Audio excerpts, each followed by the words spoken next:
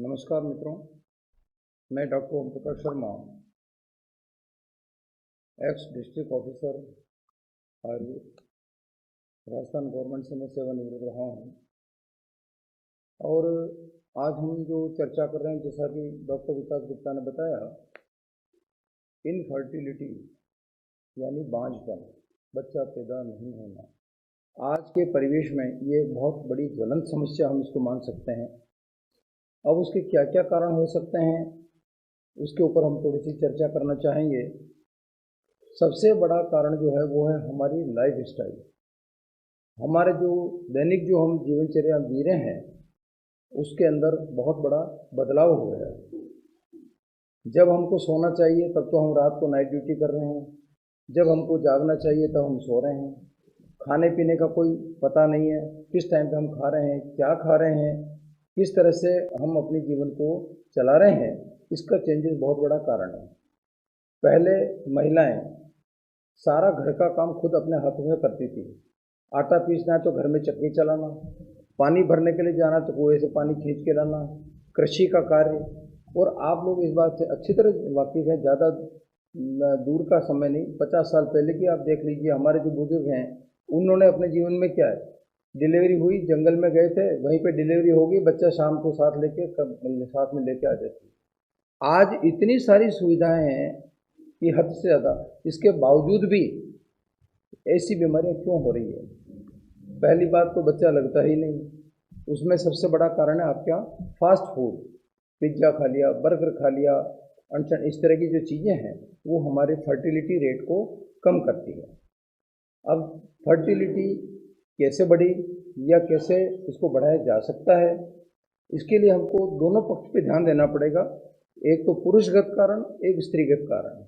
पुरुषों के अंदर इनफर्टिलिटी क्यों होती है? सबसे बड़ा कारण है आपका व्यसन, चाहे वो शराब का व्यसन हो, अफीम का हो, तंबाकू का हो। इन सब कारणों से आपकी स्पर्मेटोजेनेसिस, जो शुक्राणु बनने की जो प्रक्रिया है, वो बाधित होती है। लिहाजा उनके अंदर ओलिगोस्पर्मिया, एजियोस्पर्मिया, ये परेशानियां खड़ी होती हैं। जहाँ तक महिलाओं का है तो उसके अंदर महिलाएं क्या करती हैं? पहले के समय में जो 5 दिन जो मेंसेस पीरियड होता था, उसके अंदर उनको घर से एक तरफ आइसोलेट कर दिया जाता था। इवन घर का सदस्य उनके हाथ से पानी तक नहीं पीते थे। ये कोई धर्म से कोई इसका कोई लेना देना नहीं है। इसका पीछे कारण है कि उस माहवारी के पीरियड के अंदर ऐसी रेज उसकी बॉडी से निकलती हैं जो घातक होती हैं। और आप प्रत्यक्ष प्रमाण देख सकते हैं, तुलसी का क्यारा है, अगर माहवारी वाली औरत उसको छुएगी तो वो तुलसी आपके मुरझा जाएगी। प्रत्यक्ष आप देख सकते हैं। तो इसका ऐसा क्या हुआ? इसका कारण यही है कि उसके अंदर भी इस तरह की जो रेज निकलती हैं वो घातक होती हैं। जब वो रेज हमारे ऊपर आएगी तो हमारे ऊपर भी निश्चित रूप से उसका घातक प्रभाव पड़ता है। अब इनफर्टिलिटी की जहाँ तक हम बात करें, उसके अंदर मुख्य कारण खान पान तो खैर है ही सही, इसके अलावा भी जो हमारी लाइफ स्टाइल है, समय के ऊपर आपने भोजन नहीं किया, समय पे आपको नींद नहीं मिली, और स्ट्रेस। आज का जीवन हमारा बहुत तनावपूर्ण हो गया। कोई भी व्यक्ति ये नहीं कह सकता है कि मेरे को अब कोई तनाव नहीं है, मैं टेंशन फ्री हूँ, ऐसा नहीं है। जो न्यूरोजेनिक डिसऑर्डर्स होते हैं, वो मानसिक रूप से जो बीमारियां होती हैं, उनका शरीर के ऊपर भी घातक असर पड़ता है। अपन लेवें तो भाई इनफर्टिलिटी को हम कैसे इसको सही कर सकते हैं, तो दोनों चीज़ हैं। औषधि चिकित्सा, एक तो आपको औषधि, दूसरा है आपका लाइफ स्टाइल में चेंजेस लाना, दो चीज़।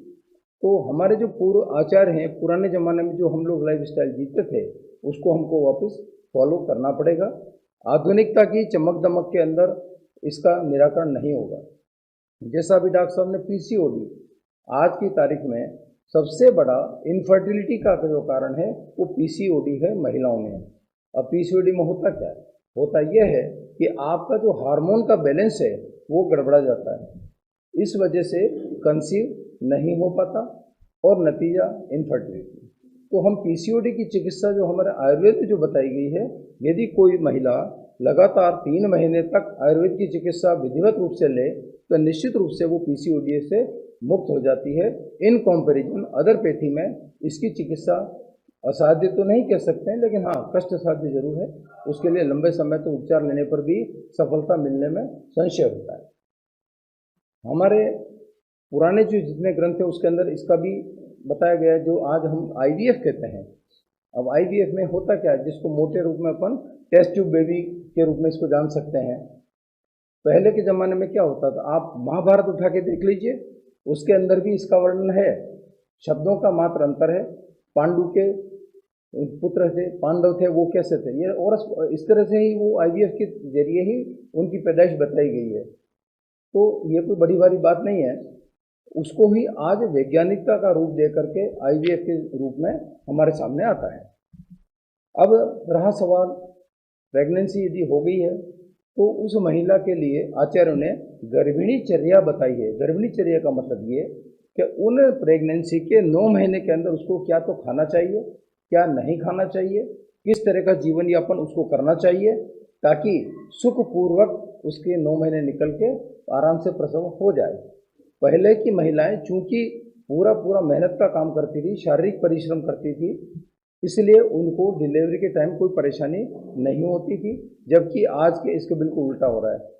जैसे ही प्रेगनेंसी हुई और डॉक्टर ये कहता कंप्लीट बेड रेस्ट करना है आपको, ये नहीं खाना, वो नहीं खाना, वो नहीं खाना, तो उसकी वजह से भी शरीर के अंदर पोषण की कमी हो जाती है। नंबर 1, अधिकतर महिलाओं में चूंकि आयरन सप्लीमेंट वो बराबर नहीं लेती हैं, तो उनमें खून की कमी भी हो जाती है। तो पूरे पीरियड तक उनको आयरन, फोलिक एसिड की गोलियां देनी है। ये सब आधुनिकता की तरह है। यदि आपका भोजन इस तरह का हो जिसके अंदर आपको विटामिन, मिनरल्स, सारे पोषक तत्व यदि हमको भोजन के माध्यम से उस महिला को दिया जाए तो उसको आराम से प्रसव होगा। आज भी डॉक्टर ये कहता है भाई तुम तो गुड़ और चना खाया कर। वो क्या करता है, वो आपके सारी विटामिन की पूर्ति कर देता है और आयरन डेफिशिएंसी उसके अंदर नहीं होती है। अब महिलाओं में जब प्रेग्नेंट हो जाती हैं तो उनको कई एक परेशानियां नेचुरली होती हैं। पहला, उल्टी होना। वैसे ही प्रेगनेंसी हुई पहले महीने के बाद से किसी किसी को, सब में नहीं होता लेकिन बहुतों को ऐसा होता है, जिसको हमारे इसमें हाइपर एमेसिव ग्रेविडेरियम कहते हैं। सुबह होते ही उसको वमन उल्टियाँ होना शुरू हो जाती हैं। उसके लिए भी आयुर्वेद के अंदर अच्छी बढ़िया चिकित्सा बताई गई है। कई बार इतनी क्रिटिकल पोजीशन हो जाती है तो उसको एबॉर्शन करवाना पड़ जाता है, इस ज़्यादा उल्टियाँ होने की वजह से। उससे बचाव के तरीके भी आयुर्वेद ने बताए हैं, तो लाइफ स्टाइल और सिंपल से मेडिसिन उसको दी जाती है। दूसरा होता है भूख नहीं लगना और कब्ज होना। महिलाओं को जो भी खाएगी उसको अपच हो जाएगी, भूख नहीं लगेगी, इंडाइजेशन होगा। परिणाम क्या होगा, उसको एक तो कब्ज रहना शुरू हो जाएगी, गैस बनना शुरू हो जाएगी। और जैसे ही कब्ज हुई और उसको क्योंकि गर्भस्थ शिशु का वजन भी प्रतिमाह बढ़ता है, तो वहाँ पर उसको प्रेशर बनेगा। एनल रीजन के ऊपर प्रेशर बनने की वजह से उसको 2 बीमारियां मुख्य रूप से होती है। पहली तो है फीशर, दूसरा है पाइल्स। अब फीशर का मतलब क्या हुआ, फीशर का मतलब ये कि गुदा मार्ग के अंदर सख्त लेट्रिन जैसे ही वहाँ से निकली और अंदर चीरा लग गया, जिसको हम लोग फीशर बोलते हैं। दूसरा ये होता है कि वहाँ की जो रचना है, वहाँ पर जो हेमोरॉइड वेन्स होती हैं, उनके अंदर प्रेशर बनने की वजह से वहाँ की शिराएं फूल जाती हैं। जब तक फूलती हैं वो तो ठीक, बट उसके साथ जब उनके अंदर ब्लड भरना शुरू हो जाता है और एक समय ऐसा आता है जब वो शिराएं बर्स्ट हो जाती हैं। जैसे ही बर्स्ट हुई तो वहाँ जो कोगुलेट ब्लड है वो बाहर निकलना शुरू हो जाता है, जिसको हम that is known as piles. तो ब्लीडिंग पाइल्स हुआ। तो महिलाओं में गर्भावस्था के अंदर ये दोनों बीमारियां मुख्यतः हमारे जानकारी में आती हैं। ऐसे पेशेंट्स को हम लोग ऑपरेशन की सलाह उस समय के लिए हम लोग नहीं देते हैं, जब तक कि बहुत अनिवार्य नहीं हो जाए इसको हम टॉलरेट करते हैं। सिर्फ औषधि चिकित्सा से ही हम इसको ठीक करने का प्रयास करते हैं। माइल्ड लेजेटिव देना है उसको, और लगाने के लिए जो औषधियाँ बताई जाती हैं उसका यदि उपयोग किया जाए तो उसके प्रेगनेंसी टाइम में कहीं कोई कॉम्प्लिकेशन नहीं आता है।